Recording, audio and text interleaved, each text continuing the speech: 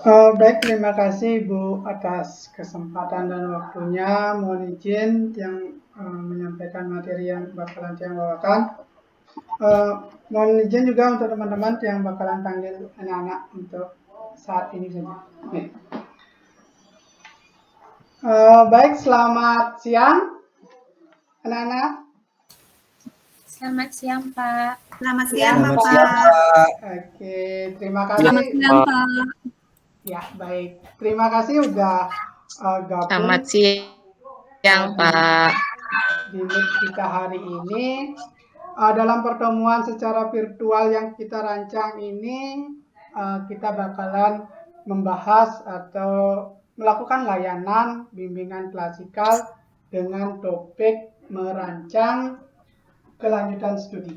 Nah, sebelumnya Pak lihat kadang-kadang untuk fokus di jam genting seperti ini memang sangat sulit sekali. Tapi rasanya bisa kita lakukan. Untuk itu Pak pingin kalian bisa melakukan aktivitas ini seperti semangat di pagi hari. Nah, untuk itu Pak bakalan pandu juga dulu untuk semangatnya. Ketika Pak bilang semangat pagi, kalian jawab pagi luar biasa. Jelas? Jelas, Pak. Jelas, Oke, kita Bapak. coba Jelas, ya. Pak. Kita coba Jelas, ya. Pak. Oke. Semangat pagi. Pagi luar biasa. Oke, kurang kompak. Kita coba lagi, sekali lagi. Semangat pagi. Pagi luar biasa. Kalian semua. Oke, terima kasih. Dalam kegiatan ini, Pak berharap dalam proses bimbingan klasikal yang bakalan kita laksanakan, semuanya bisa berjalan lancar dan bermanfaat untuk kita semua.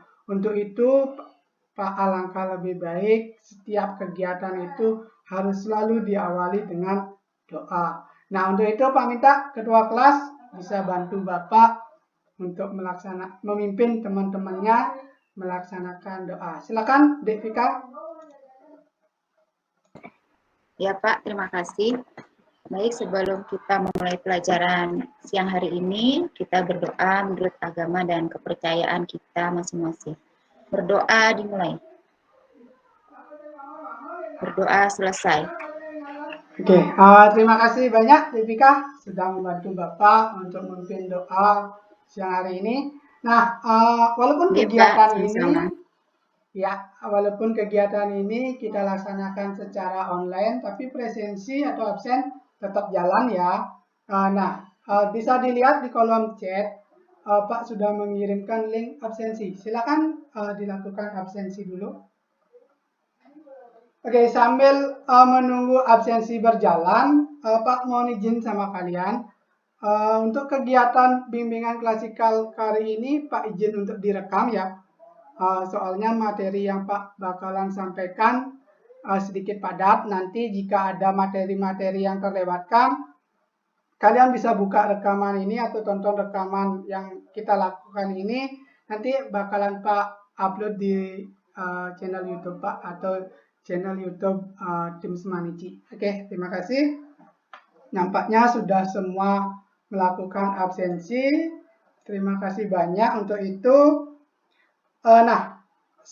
Seperti tadi yang Pak sampaikan, untuk fokus di jam genting seperti ini memang sangat sulit sekali. Tapi pasti kita bisa jalani. Untuk itu Pak akan terangkan dulu langkah-langkah apa sih yang bakalan kita lakukan di layanan bimbingan klasikal ini. Pertama, semua sudah kita lalui dengan salam, kita sudah berdoa juga, terus kita sudah melaksanakan presensi, terus nanti kita bakalan menjalin kontrak karena dengan padatnya materi dan singkatnya waktu yang kita punya, berharap semuanya bisa berjalan dengan efektif dan efisien. Nah, setelah itu Pak akan tayangkan sebuah PowerPoint. Di PowerPoint itu Pak bakalan menjelaskan tentang fokus apa yang harus kalian lakukan, terus tentang jalur masuk perguruan tinggi dan bagaimana merancangnya.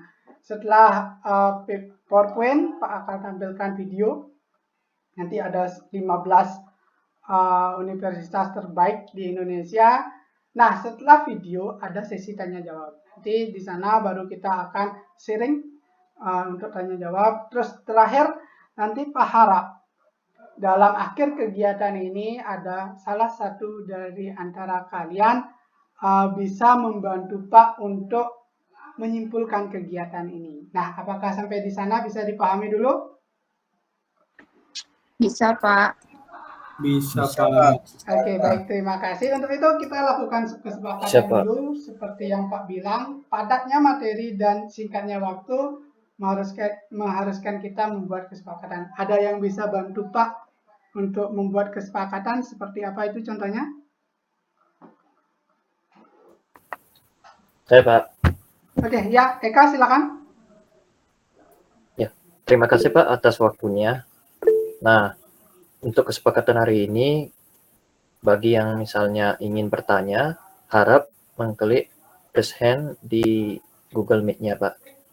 Seperti Oke, itu. terima kasih Pak Tampung dulu. Oke, selanjutnya ada Dayu yang sudah raise hand. Silakan Dayu. Mungkin di mute untuk ininya speakernya biar tidak ada suara yang masuk yang mengganggu proses pembelajaran, Pak. Oke, baik sekali. Terima kasih Pak Tampung juga untuk masukan dari Dayu. Ada yang lain? Teman yang lain bisa menambahkan? Oke, sudah cukup. Nah, kalau sudah cukup, Pak Lampung, sekali lagi kesepakatan kita, yaitu yang pertama adalah silakan raise hand jika ingin berpendapat atau bertanya. Kedua, silakan untuk sesi penjelasan, silakan di-mute dulu mikrofonnya supaya tidak mengganggu proses penjelasan. Nah, terakhir silakan on kamera. Nanti takutnya di jam genting seperti ini Pak menjelaskan nanti ditinggal tidur. Oke. Apakah bisa disepakati? Bisa, Bisa, Pak. bisa. Bisa, Pak. Oke, terima Bisa, kasih. Baik Pak. sekali. Karena sudah bisa disepakati, Pak izin share screen ya.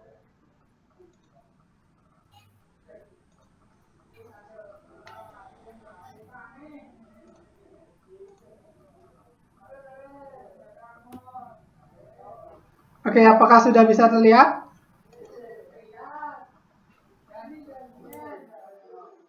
Lagi Apakah- proses, Pak. Oh, masih proses.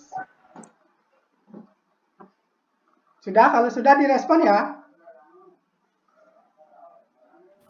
Sudah, Pak. Sudah, Pak. Sudah, Pak. Oke, Sudah. sudah. Oke, di layar kalian sudah terlihat sebuah gambar. Oke, sebuah gambar. Untuk itu silakan gambar apa sih yang terbayang dalam pikiran kalian? Kalau sudah terbayang itu gambarnya, silakan ketik apa sih gambar yang kalian lihat di kolom komentar. Jelas? Oke, silakan diketik di kolom komentar. Oke, sudah. Pak hitung sampai 3 ya.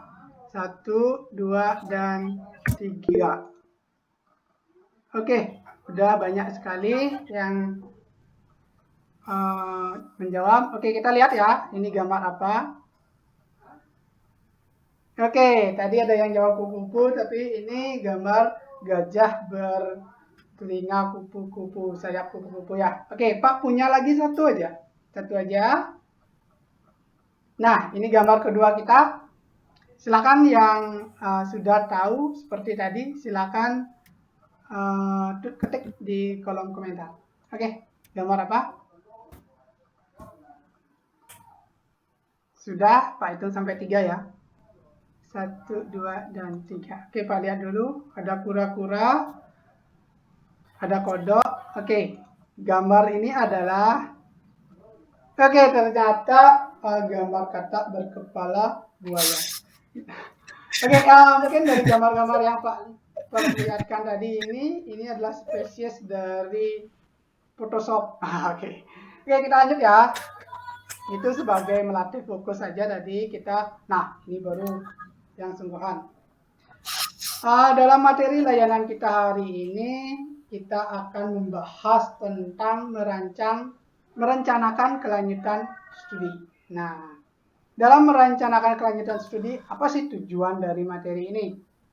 Yang pertama, tujuan umumnya adalah peserta didik mampu memahami pilihan karir serta melanjutkan studi ke perguruan tinggi dengan baik. Terus yang kedua, peserta didik mampu menyusun fokus dan fokus pendukung dan pilihan karir serta melanjutkan ke perguruan tinggi.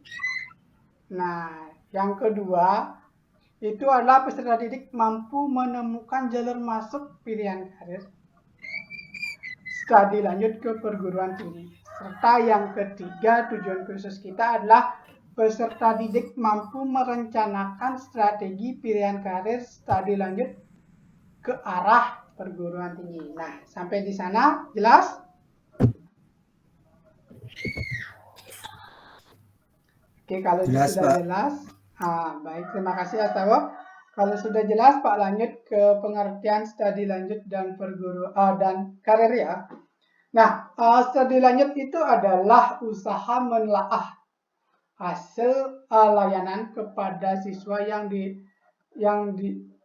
telah meninggalkan sekolah, baik karena drop out, karena melanjutkan studi, atau karena bekerja. Nah, studi lanjut ini biasanya dilakukan oleh guru BK di sekolah supaya mereka mendapatkan data yang valid tentang setelah tamat dari sekolah atau tamat dari SMA, anak-anak binaannya ini kemana sih arahnya? Apakah melanjutkan studi, apakah bekerja, atau bahkan ada yang menikah.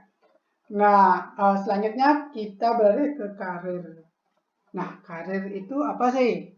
Karir itu adalah suatu pilihan profesi atau pekerjaan yang menjadi tujuan dari seseorang. Tentunya setiap individu pasti memiliki tujuan tersendiri, seperti kita misalnya di sini berjuang seperti Pak misalnya di sini saat ini memiliki pilihan karir sebagai seorang guru. Nanti kalian atau anak-anak yang ada di depan Bapak ini sekarang pasti juga tentunya memiliki beragam jenis pilihan karir. Nah, nanti kita bisa lihat sendiri.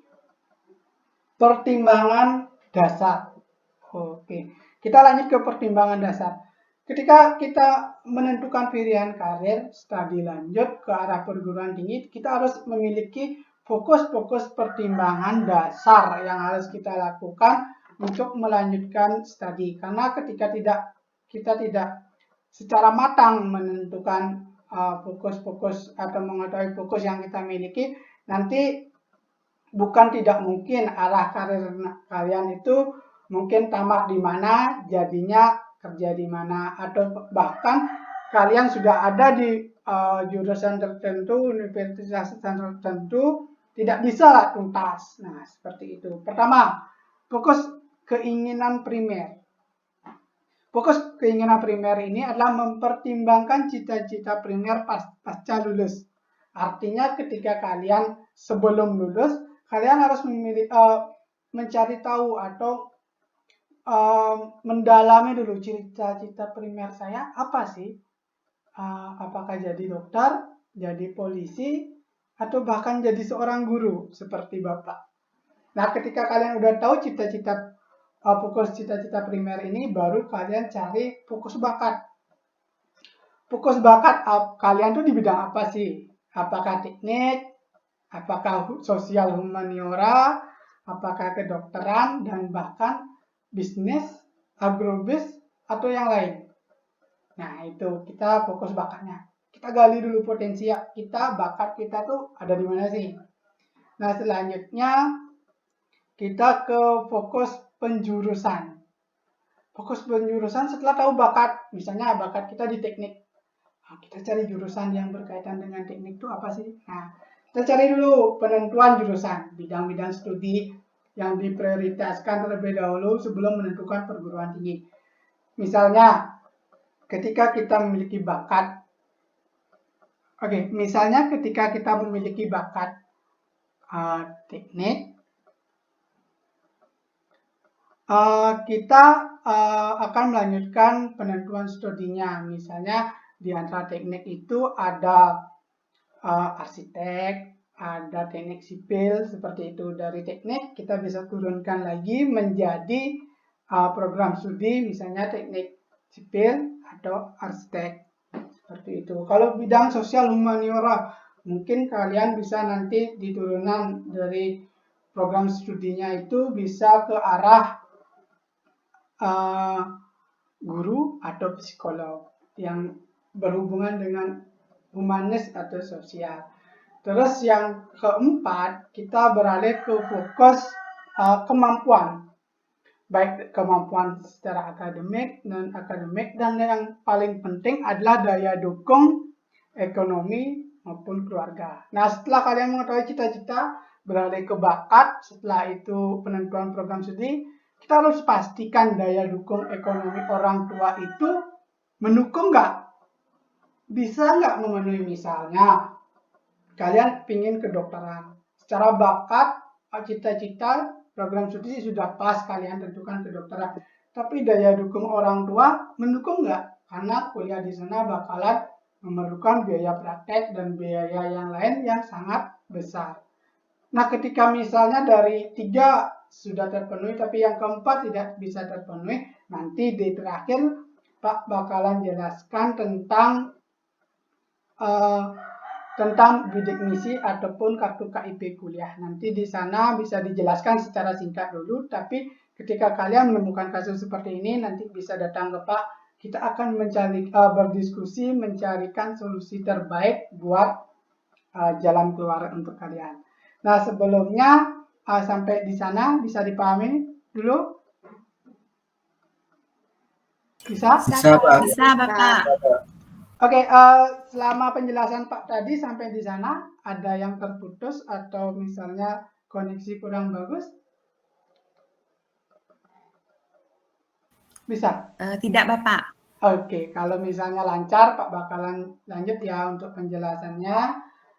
Sekarang kita berlanjut ke penentuan jalur masuk. Nah, dalam menentukan jalur masuk, ketika kalian sudah punya pilihan prodi, kalian punya keinginan ke universitas mana, fokus kalian selanjutnya adalah mau masuk jalur apa.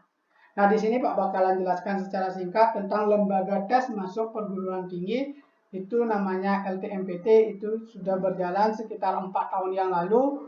Yang sebelum ada ini, sudah ada jalur masuk seperti SNMPTN, SBMPTN, cuma mereka memiliki akun masing-masing, tapi dengan lembaga tes ini memungkinkan siswa memiliki satu akun tapi bisa melakukan seperti SNMPTN, UTBK, SBMPTN, dan yang terakhir KIP kuliah. Nah, dari jalur itu kita harus melihat tentang kuota dulu. Nah, kuota di masing-masing universitas itu berbeda-beda tergantung dari kapasitas kursi yang mereka miliki. Tapi secara umum di SNMPTN setiap universitas dan jurusan mereka akan mencari input mahasiswa sekitar minimal 20%. Oke, pahami kata minimal 20% berarti bisa lebih dari 20%. Nah, terus di jalur yang kedua ada SBMPTN. Nah, dalam SBMPTN ini minimal juga 40%. Berarti kemungkinan daya tampungnya bisa lebih dari 40% tergantung dengan PTN masing-masing. Terus seleksi mandiri. Seleksi mandiri ketika mereka sudah dapat mahasiswa di SN, di SB, ada beberapa universitas yang memiliki seleksi mandiri. Biasanya mereka punya jalur khusus tapi terintegrasi dengan LTMPT. Itu maksimum 30%. Berarti sisa dari SN, SB baru masuk ke jalur mandiri. Nah, yang ini Pak ceritakan tadi atau Pak jelaskan tadi tentang satu akun untuk semua, single sign-on, atau bisa dijelaskan dari akun LTMPT melalui portal ltmpt.ac.id ini kalian bisa mengakses PDSS, bisa melakukan pendaftaran SNMPTN, bisa melakukan UTBK ataupun SBMPTN. Nah, kenapa hal ini menjadi penting Pak berikan untuk layanan di semester ini? Karena atas seizin koordinator BK dan Bapak Kepala Sekolah, layanan ini Pak majukan. Biasanya layanan ini Pak berikan di awal semester 2, tapi untuk saat dari tahun lalu Pak berikan di pertengahan semester 1 karena semenjak pandemi ini komunikasi kita agak terhambat dan dalam artian secara langsung dan cepat tidak bisa dilakukan, makanya kita harus mendahului memberikan informasi sehingga persiapan untuk kalian selaku anak-anak kelas 12 ke depannya bisa tersusun dengan rapi. Nah, maaf untuk tanggal ini masih menggunakan penjelasan tahun lalu karena untuk launching dari LTMPT ini belum dilaksanakan. Nah, tadi sempat dijelaskan tentang pangkalan data sekolah dan siswa, itu yang namanya PDSS. Nanti juga Pak bakalan kerjasama sama kalian semua, terutama pada kedua kelas, karena dalam PDSS ini Pak harus menginput 13 mapel dikali 5 semester, dikali 2 digit angka. Nah, itu kemungkinan kalau Pak sebagai guru BK akan mual dan muntah menginput itu semua, tapi dengan bantuan kalian, terutama ketua kelas, nanti sistemnya seperti ini. Pak bakalan download dulu format Excel-nya, nanti Pak bagikan kepada ketua kelas, diisi secara bersama-sama atau mandiri oleh siswa. Setelah semua terisi nanti dikembalikan ke Pak. Nah, ini tujuan kita untuk mengatasi human error. Oke, SNPTN persyaratan. Oke, untuk persyaratan, apakah sekolah kita memiliki NISN? Sudah, berarti kita lolos. Terus kedua, ketentuan akreditasi. Tenang saja, sekolah kita memiliki akreditasi A, yaitu berarti sekolah kita mendapat 40% terbaik dari sekolah. Berarti jatah kita adalah 40% dari jumlah kelas 12, teman-teman kalian. Nah, terus dari mana mendapat 40% itu dan siapa yang berhak? Itu adalah siswa yang bisa diinput di PDSS itu adalah hanya siswa yang eligible. Oke, ini artinya seperti ini. Sebelum 2 tahun belakangan ini, seluruh siswa bisa diinput data PDSS-nya. Nanti di ranking di pusat. Tapi sekarang mulai tahun lalu, PDSS ini berubah. Ada siswa eligible namanya. Pak harap semua siswa dulu punya akun. Nah, dari semua itu nanti dicari 40%, kita dapat data berapa orang yang harus kita input di PDSS. Nanti data inputnya ini di ranking. Teknis perankingannya itu adalah nilai rapor semester 1 sampai 5 itu di global kecuali muatan lokal. Nah, itu jelas persyaratan, langsung ke persyaratan peserta. Selanjutnya pilihan program studi. Nah, kalian hanya boleh memilih 2 program studi dan 2 PTN. Tapi ini bisa dilakukan dalam 1 PTN ataupun 2 PTN yang berbeda. Dengan catatan ketika kalian memilih 2 PTN yang berbeda, 1 PTN harus ada di Provinsi Bali. Semisal Pak kasih contoh dulu, semisalnya kalian memilih kedokteran. Kalau misalnya kalian pilih kedokteran memanfaatkan program studi yang sama, kalian bisa memilih di 1 di UNUD bisa, kedua di Undiksa juga bisa.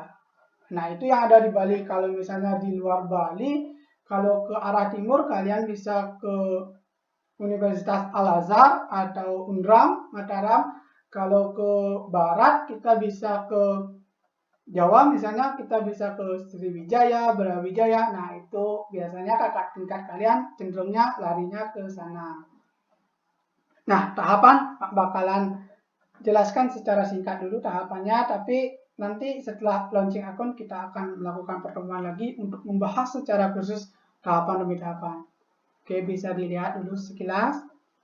Nah, terus kita lanjut ke penentuan siswa eligible yang tadi. Itu adalah seperti Pak bilang nilai 13 mata pelajaran. nilai mata pelajaran yang biasanya di UN kan, misalnya jurusan MIPA, matematika, bahasa Inggris, kimia, fisika, biologi. Itu bakalan diinput dalam satu Excel di ranking dari semester 1 sampai semester 5. Nanti kuota yang lulus itu masuk ke siswa eligible. Selanjutnya, kalian bisa manfaatkan akun ini untuk UTBK. Nah, UTBK itu adalah ujian tulis berbasis komputer. Beda halnya SBMPTN 3 tahun yang lalu dengan yang sekarang itu adalah ketika dulu mereka tes dulu, baru mengetahui nilai dan lolos atau tidak lolos. Tapi sekarang dengan UTBK, mereka tes dulu, tahu nilai, baru kalian akan daftar kemana di SBMPTN. Nah, seperti itu. Asalnya makanya untuk tahun ini rasanya lebih gampang karena kita tahu kemampuan dulu, kita punya nilai, baru harus melanjutkan kemana itu jelas arahnya. Oke, seperti ini untuk pembuatan akun. Tenang saja, untuk pembuatan akun dari mulai akun LTMPT sampai dengan SN, UTBK, dan SBMPTN, nanti sekolah bakalan membantu kalian secara khusus. Terus kelompok ujian. Kelompok ujian di UTBK itu apa sih yang harus kalian persiapkan? Di sana ada 3 kelompok ujian. Yang pertama ada yang saintek, terus home, dan campuran. Nah, waktunya juga bervariasi dari 195 menit sampai dengan 285 menit. Nah, tahapannya seperti ini. Nanti untuk tahapan Pak akan jadikan satu juga linknya, nanti di drive bakalan Pak share ke ketua kelas masing-masing untuk bisa dipelajari, dan bisa melihat channel YouTube Pak juga dan channel dari TMBK Semanici. Nanti bisa semuanya akan kita bahas secara tuntas di sana. Oke, untuk biaya. Untuk biaya dari Sosom atau Saintek itu 200.000, dari campuran itu 300.000. Ada perbedaan biaya di sini. Nah, ketentuannya masih sama seperti yang tadi. Ketika kalian memilih 2 program studi, itu bisa dijadi satu di satu PTN atau bisa dipecah 2 PTN. Nah, cuma bedanya tidak ada dalam provinsi atau luar provinsi. Terus teknik pendaftaran itu masih sama seperti di SNPTN. Terus yang terakhir, nah ini adalah tentang persyaratan pelamar KIP kuliah. Kalau tahun-tahun sebelumnya, sebelum berganti kebijakan, ini namanya bidik misi. Terus setelah berubah itu menjadi KIP kuliah. Tapi intinya sama, cuma kalau Pak tahu dari adik kakak tingkat kalian yang tahun lalu, itu besaran biayanya sedikit berbeda. Cuma bedanya kalau bidik misi bisa direkomendasikan langsung dari sekolah. Kalau KIP kuliah kalian harus sendiri yang menuntun. Tapi nanti kita bakalan buat meet juga dengan Dinsos untuk membantu kalian untuk melaksanakan KIP kuliah ini. Terima kasih banyak. Nah, sampai di sana sudah bisa dipahami apa yang Pak jelaskan? Oke, bisa dipahami? Bisa, Pak. Sudah cukup. Maksudnya apa yang Pak jelaskan sudah tergambar dalam pikiran kalian? Atau mulai bingung? Atau bahkan tambah bingung? Oke. Kalau tambah bingung dan mulai bingung, itu artinya pikiran kalian mulai mencerna dan itu wajar. Oke. Sekarang Pak ingin tahu, ada yang bertanya? Kalau bertanya, silakan, untuk kesempatan Pak berikan. Oke, ada Frida Yunita dan Astawo. Oke, Frida dulu, silakan. Baik Pak, terima kasih. Saya ingin bertanya ini Pak, terkait dengan SNMPTN itu kan dilihat dari nilai raport dari semester 1 sampai semester 5. Nah, sekarang kan posisi saya itu ada di MIPA 5, Pak. Kira-kira saya bisa masuk nggak di kuota 40%? Karena tadi Bapak bilang kalau akreditasi A berarti kita dapat kuota SNMPTN itu 40%. Kira-kira saya bisa masuk nggak Pak di kuota itu? Oke, langsung saja ya Pak jawab dulu. Gini, di kelas MIPA berapapun ada, yang terpenting adalah nilai raportnya. Karena kelas MIPA 1, MIPA 2 seperti 3 tahun yang lalu atau 2 tahun yang lalu Pak jelaskan, kelas yang kita bentuk adalah kelas yang general atau dalam artian tidak ada unggulan, cuma ada pembeda nama 1, 2, 3, 4, 5. Nah, tentunya tidak ada unggulan, jadi tetap nama kelas itu tidak akan berpengaruh pada masuk atau enggaknya masuk di siswa eligible, tapi nilai yang kamu miliki yang bakalan berpengaruh. Jelas, Frida? Sudah Bapak. Saya kan takutnya begitu karena saya posisinya kan ada di MIPA besar itu, jadi nanti takutnya nanti yang diutamakan malah MIPA kecil saja seperti itu. Baik Pak, terima kasih Pak. Oke, terima kasih Frida. Terus untuk Astawul, silakan Astawul. Baik Pak, terima kasih atas kesempatannya. Saya mau tanya Pak, misalnya pertama kan saya ikut SNPTN. Nah, di dalam SNPTN ini saya tidak lulus. Apakah boleh saya ikut SBNPTN Pak? Terima kasih Pak. Terima kasih, bagus sekali, teknis sekali pertanyaan dari Astawul. Seperti ini Astawul. Pertama, jalur yang kita tempuh atau kita optimalkan untuk seluruh siswa dalam artian yang lolos siswa eligible itu pertama kan membuat akun dulu, akun LTMPT. Berarti ketika kamu punya akun LTMPT itu bisa ikut SN, SB, UTBK, dan bidik misi atau KIP kuliah. Ketika tidak lolos di SN, otomatis kamu masih bisa mengikuti tes UTBK. Setelah punya nilai UTBK, barulah bisa ikut seleksi SBMPTN. Jadi seperti itu asal prosesnya. Karena untuk tahun sekarang atau dari tahun kemarin itu agak sedikit berbeda.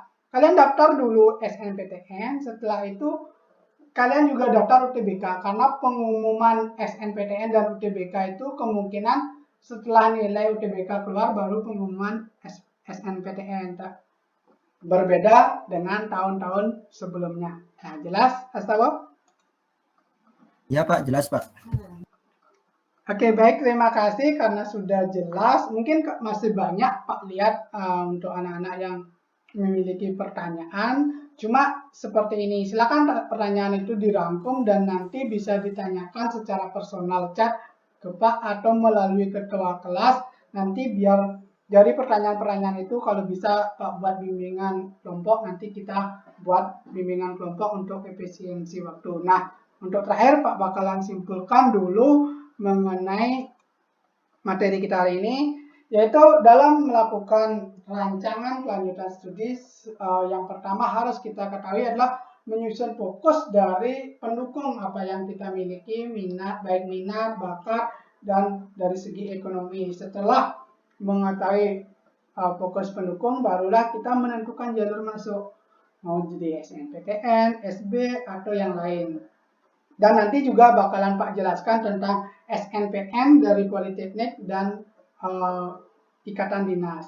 Terus yang ketiga itu adalah tentang merancang ketika kita fokus sudah ketemu, jalur masuk sudah ketemu, terus bagaimana kita memanfaatkan waktu yang ada untuk merancang dan bisa lolos ke perguruan tinggi. Seperti itu. Dan Pak, yang terakhir Pak akan mengutip kata-kata bijak dari presiden kita yang pertama seperti ini. Gantungkan cita-citamu setinggi langit, bermimpilah setinggi langit, karena jika engkau jatuh, engkau akan jatuh di antara bintang-bintang. Oke, terima kasih banyak. Kesimpulan sudah kita lakukan. Terus terakhir, kesimpulan sudah selesai, berarti sesi kita sudah hampir selesai. Cuma Pak masih punya tugas buat kalian, yaitu pertama tentang LKPD. LKPD akan Pak kirim di kolom chat dan grup WA juga nanti LKPD itu bakalan seperti ini. Seperti ini bentuknya. Nanti kalian bisa mengisi LKPD ini, terdapat 3 item pertanyaan. Silakan diisi selesai dari kegiatan ini. Setelah itu Pak punya juga link evaluasi. Evaluasi ini bertujuan untuk bagaimana Pak merancang layanan ke depannya, karena dari daring ke luring itu membutuhkan proses yang sangat berbeda. Pak perlu masukan dari kalian untuk merancang kegiatan yang akan lebih baik. Terus menentukan hasil, Pak ingin juga menentukan hasil dari apa yang Pak sampaikan, sejauh mana sih pemahaman kalian. Nah, seperti itu LKPD. Terus terakhir, jika ada materi yang kelewat atau masih bingung, itu juga nggak usah khawatir, nanti silakan dikunjungi channelnya Pak, ada Ekadana BK _BK. Nanti di sana kita bisa lihat berbagai macam kegiatan, atau misalnya dari proses pembuatan akun, Pak bakalan membuatkan tutorial untuk kalian. Oke, terima kasih banyak. Karena kegiatan tadi kita awali dengan doa untuk di akhir kegiatan ini. Sekali lagi Pak Tanya, ada yang perlu disampaikan? Atau cukup? Oke, sudah cukup. Kalau sudah cukup, Pak mohon bantuan untuk Vika mengakhiri kegiatan ini dengan berdoa. Oke Pak, terima kasih. Baik teman-teman, untuk mengakhiri pelajaran di siang hari ini, kita berdoa menurut agama dan kepercayaan kita masing-masing. Berdoa dimulai. Doa selesai. Baik, terima kasih. Dengan berakhirnya berdoa yang dipimpin oleh kedua kalian sekalian, berakhir juga kegiatan layangan bimbingan klasikal yang kita lakukan. Pak berharap apa yang kita lakukan hari ini bisa bermanfaat buat kalian. Jangan lihat siapa yang berbicara, tapi dengarkanlah apa yang dibicarakan. Selamat siang, terima kasih banyak untuk kita semua. Oke, aplaus dulu buat kita semua.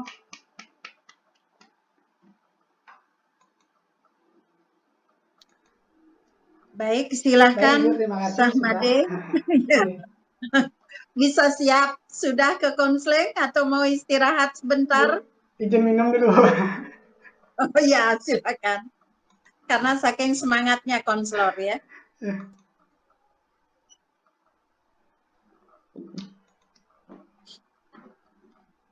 Baik Bu, yang menyiapkan perangkat teman.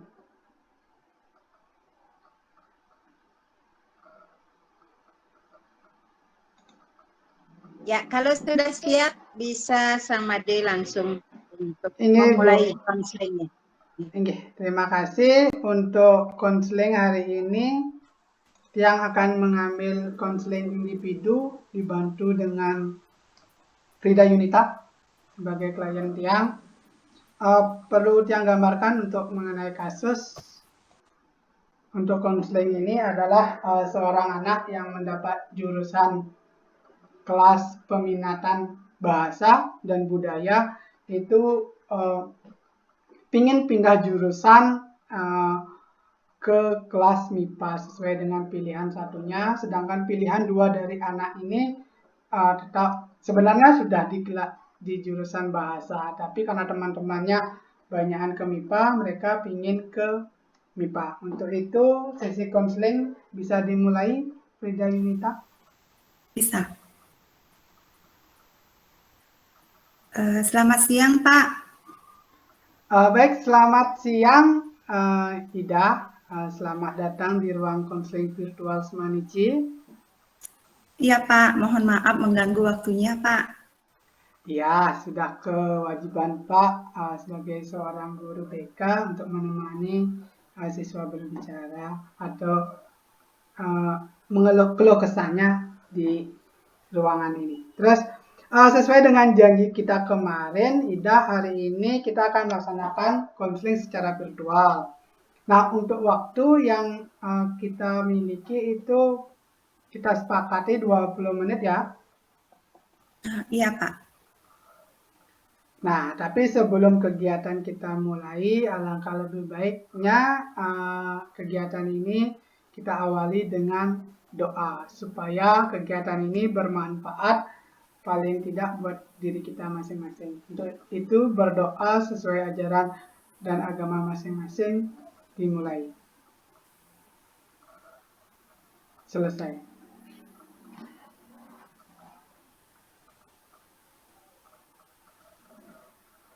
Oke, bagaimana kabarnya Ida? Kabar saya sih baik, Pak. Cuman Oke, baiklah. Sebelumnya Ida sudah pernah mengikuti sesi konseling sebelumnya? belum pernah, Pak. Nah, kalau gitu Pak jelaskan dulu apa itu konseling ya. Baik, Pak. Nah, konseling ini adalah proses bantuan yang diberikan oleh seorang konselor, yaitu Pak, kepada Ida, agar Ida atau sebagai konseling mampu secara mandiri memecahkan permasalahan yang sedang dihadapi. Nah, tenang saja Ida, dalam proses konseling individu, terutama yang kita lakukan hari ini, itu ada 3 asas yang kita pegang teguh. Yang pertama, asas kerahasiaan, artinya apapun yang Ida bicarakan itu cukup ada di ruangan virtual ini. Tidak akan dibahas kemana-mana kecuali atas seizin Ida. Bisa dipahami? Terus, gitu, Pak, ya. Terus asas kesukarelaan, artinya Ida datang ke sini secara sukarela tanpa paksaan dari siapapun untuk menjalankan konseling. Tentunya yang paling penting adalah asas keterbukaan. Ida harap untuk terbuka dalam menyampaikan permasalahan apa yang sedang dihadapi, karena dari keterbukaan itu kita bersama bisa mencarikan jalur tengah atau solusi dari permasalahan itu. Jelas, Ida? Jelas, Pak. Saya sudah paham. Ya. Seperti yang Pak bilang tadi, pertemuan kita sudah dibatasi ya 20 menit. Maka kegiatan ini atau dalam artian Pak pingin juga mengetahui apa sih atau boleh apa yang pingin Frida ceritakan, silakan. Saya merasa sedih dan kecewa, Pak. Sedih dan kecewa. Kalau Pak boleh tahu rasa sedih dan kecewa Ida itu kalau kita skalakan dari 1 sampai 10 ada di angka berapa sih sedih dan kecewanya? Angka 7 kayaknya, Pak. Angka 7. Bisa digambarkan secara lebih rinci atau lebih jelas tentang kenapa sih atau bagaimana sih rasa sedih dan kecewa itu bisa terjadi? Begini, Pak, dalam kelas peminatan yang kemarin itu kan memang saya mendapat rekomendasi dari tes IQ ke kelas peminatan bahasa dan budaya. Nah, awalnya ini tidak jadi masalah bagi saya, tapi ketika saya cerita dengan bapak saya terkait dengan kelas peminatan, orang tua saya meminta untuk bisa ada di kelas peminatan MIPA. Nah, pada saat bapak menjelaskan kelas peminatan secara virtual saat MPLS itu kan ada pilihan 1, pilihan 2. Nah, untuk kelas peminatan dan saat angkat peminatan dibagikan, saya juga sudah menentukan pilihan 1 dan peminatan MIPA. Terus untuk pilihan 2-nya, saya pilih peminatan bahasa, Pak. Nah, terus bagaimana itu, Ida? Saat pengumuman kelas peminatan paginya, awalnya tidak jadi masalah itu, Pak, bagi saya. Ketika saya dapat kelas bahasa dan orang tua saya juga menerima. Tapi ketika dicek anggota kelas di sana, saya merasa tidak ada yang saya kenal secara akrab. Terlebih lagi, saya melihat story IG, WhatsApp teman-teman akrab saya itu semuanya dapat MIPA, Pak. Di sana saya sedih dan merasa kecewa, Pak. Dari mulai siang itu saya nangis dan memberanikan diri menghubungi Bapak lewat Telegram. Kalau seperti itu kondisinya, Pak bisa pahami kesedihan Ida yang Ida rasakan saat ini. Nah, selain itu, ada nggak kondisi yang buat Ida sedih dan kecewa?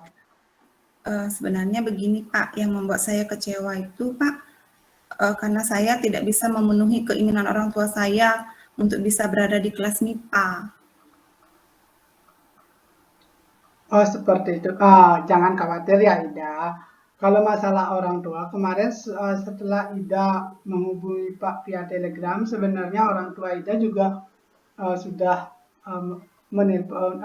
menelpon Pak via Telegram dan sudah Pak jelaskan bagaimana prosesnya, bagaimana alurnya, sehingga Ida itu berada di kelas IBB. Sudah sih Pak, bapak saya juga sudah dapat cerita, tapi saya sedih dan kecewa Pak. Gini, kita coba lihat kembali tentang kelas peminatan di Semanici ya. Di sekolah kita itu kelas peminatan ada 1 IBB, 7 MIPA, dan 3 IPS. Itu terdiri dari 330 peserta didik. Nah, untuk mengakomodasi seluruhan minat dari teman-teman termasuk Ida, itu kan tidak mungkin untuk dilakukan oleh pihak sekolah. Makanya pihak sekolah mengadakan perankingan dari 5 mata pelajaran di SMP dan 5 semester itu dikaitkan dengan pilihan minat dan tes EQ sehingga menghasilkan kelas peminatan seperti sekarang. Nah, hal pertama pasti akan dilakukan perankingan Ida. Nah, dari perankingan itu terutama diutamakan dari pilihan 1 dulu. Pilihan 1 Ida kan MIPA, pilihan 2-nya adalah bahasa. Kemungkinan karena tidak lolos di pilihan 1, maka langsung ditempatkan di pilihan 2. Jelas? Siap Pak, jelas Pak. Nah, tadi Ida juga mengatakan rekomendasi hasil tes EQ kelas IBB. Nah, sedangkan pilihan 1 dan pilihan 2 adalah pilihan 1 MIPA, pilihan 2 adalah IBB. Itulah seperti yang Pak jelaskan tadi, ketika tidak lolos maka otomatis ke kelas IBB. Apakah penjelasan dari tadi itu adalah sebenarnya apa yang Pak jelaskan dari tadi itu adalah menggambarkan tentang potensi yang Ida miliki. Nah, bagaimana seharusnya jika potensi itu Ida bisa optimalkan, maka akan beda lagi ceritanya Ida. Iya sih Pak, benar. Tapi... Nah, gini, bagaimana kehidupanmu menjadi beda jika kamu selalu tergantung pada teman? Ya juga ya Pak. Kita sudah menjadi keluarga besar di SMA 1 Bangli ini. Beda kelas bukan berarti tidak berteman loh. Dan bukankah jika makin banyak teman, makin baik? Ada benarnya juga ya Pak ya yang Bapak bilang. Mungkin karena kita tidak bertemu di sekolah secara langsung dan teman baru di kelas bahasa juga masih baru perkenalannya, makanya saya masih merasa asing juga. Gini, misal deh, malam ini setelah pertemuan ini, Ida sedang tidur. Terus terjadi sebuah keajaiban dan ketika Ida terbangun besok, hal-hal apa yang akan membuat Ida bahagia di kelas IBB? Mungkin menjadi juara kelas sekaligus juara umum Pak. Nah, kalau saya memaksakan diri berada di kelas MIPA, kan belum tentu nanti saya bisa jadi juara. Tapi jika saya berjuang di kelas bahasa untuk optimalkan potensi diri saya yang seperti Bapak sampaikan tadi, saya bisa menjadi juara kelas. Bukankah sekaligus saya juga bisa menjadi juara umum Pak ya? Nah, sebentar Pak. Perlihatkan dulu ya hasil potensi dari Ida.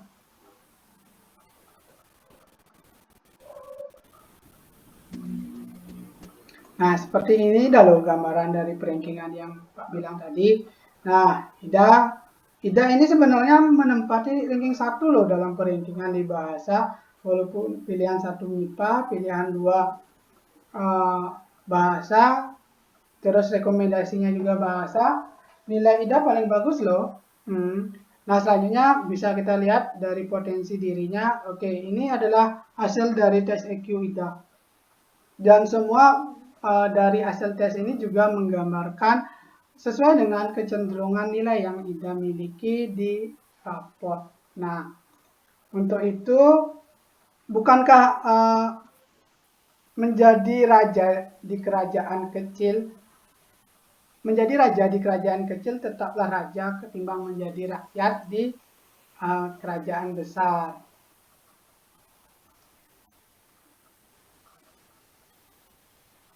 Bagaimana, Ida?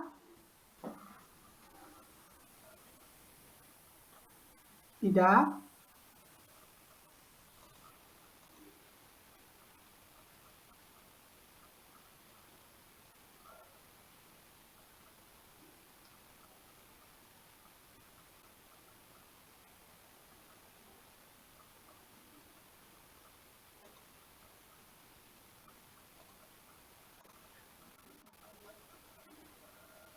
Hanya begitu, Bu. Oke. Ya. Bapak, saya kurang jelas untuk penjelasan yang terakhir itu, Pak. Oke, untuk di penjelasan di tes EQ-nya ya, Ida? Iya. Oke, sebentar Pak tayangkan lagi ya untuk ininya. Mohon bersabar karena Pak tadi ada kendala teknis. Ini, Pak. Iya, Pak tayangkan lagi.